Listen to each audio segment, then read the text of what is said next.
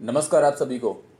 आज हम इस विषय पर बड़ी गंभीरता से विचार विमर्श करेंगे कि क्यों हम भारतीय सनातनी युवा पाश्चात्य देशों की परंपराओं का अनुसरण करते हुए हम अपने देश की सनातनी सांस्कृतिक परंपराओं से लगातार मुंह मोड़ते जा रहे हैं, और वहीं दूसरी ओर व्यभिचार के अंधकार में डूबे हुए पाश्चात्य देशों के विदेशी लोग इस्कॉन के द्वारा बताए हुए रास्ते पर चलकर गीता के सनातनी सिद्धांतों का अनुसरण कर मानसिक शांति का अनुभव कर रहे हैं। आज इसी विषय पर तुलनात्मक विचार विमर्श करते हुए सही दिशा की ओर आगे बढ़ने का प्रयत्न करेंगे।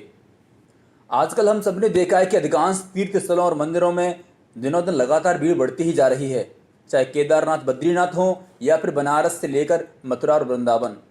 खासकर युवा लड़के लड़कियों की भीड़ बढ़ती ही जा रही है।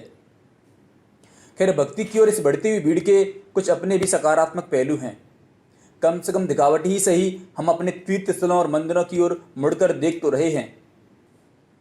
पर अब सवाल उठता है कि सनातनी भक्ति की ओर बढ़ती हुई भीड़ में से कितने युवा वास्तविक रूप से अपने इष्ट देवी देवताओं के प्रति आस्थावान हैं, या फिर इनके लिए तीर्थ स्थलों और मंदिरों के मायने सिर्फ पिकनिक की तरह मौज मस्ती करने के लिए ही रह गए हैं। क्या हमारी आस्था और भक्ति के मायने धार्मिक स्थलों पर जाकर सेल्फी लेने, भक्ति के गानों पर कैमरा के सामने नाचने गाने और रील बनाकर उसे सोशल मीडिया पर अपलोड करने तक ही सीमित रह गए हैं?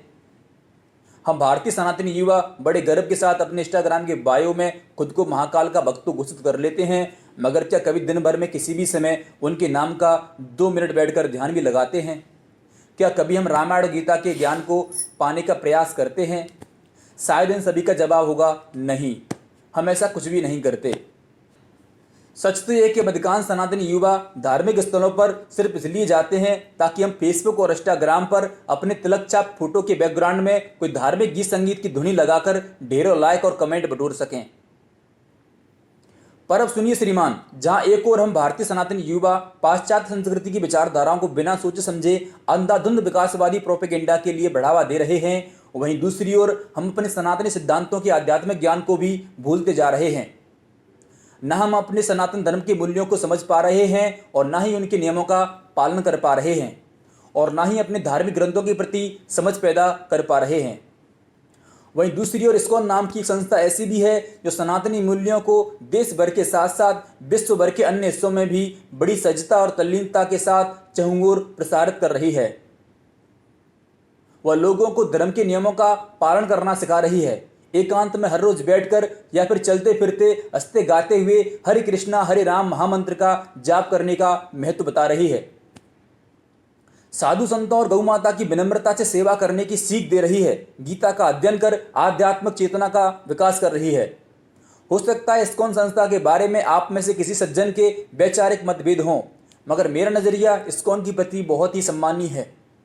वैसे इसके एक नहीं बहुत सारे कारण हैं, पर मुझे इस्कॉन संस्था के भक्तगणों का जो प्रमुख कारण बहुत ज़्यादा पसंद आया वो है बिना कोई झिझक और संकोच किए देश विदेश में कहीं भी किसी भी स्थल पर पूरे आत्मसम्मान और समर्पण के साथ हरे कृष्णा हरे राम मूल मंत्र का गुणगान करना।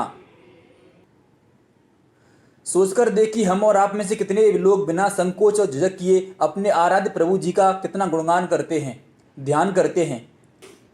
अगर आप कभी किसी इस्कॉन मंदिर में गए होंगे तो आपने हरि बोल के साथ साथ हरे कृष्णा हरे राम महामंत्र का जाप करते हुए तमाम भक्तों की भीड़ देखी होगी, जो बड़ी ही आत्मीयता और आनंद के साथ भगवान का भजन कीर्तन किया करते हैं।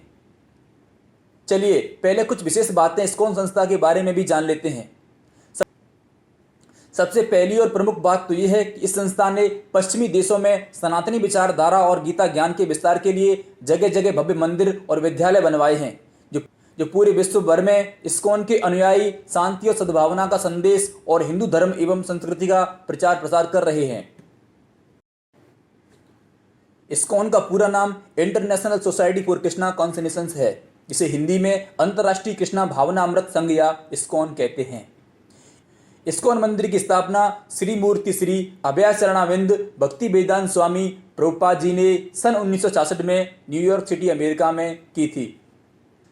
स्वामी प्रभुपाद जी ने पूरे विश्व भर में भगवान कृष्ण के संदेशों को पहुंचाने के लिए इस मंदिर की स्थापना की थी, और उन्होंने मात्र 55 वर्ष की उम्र में संन्यास लेकर पूरे विश्व भर में हरे कृष्ण हरे राम महामंत्र का प्रचार प्रसार किया।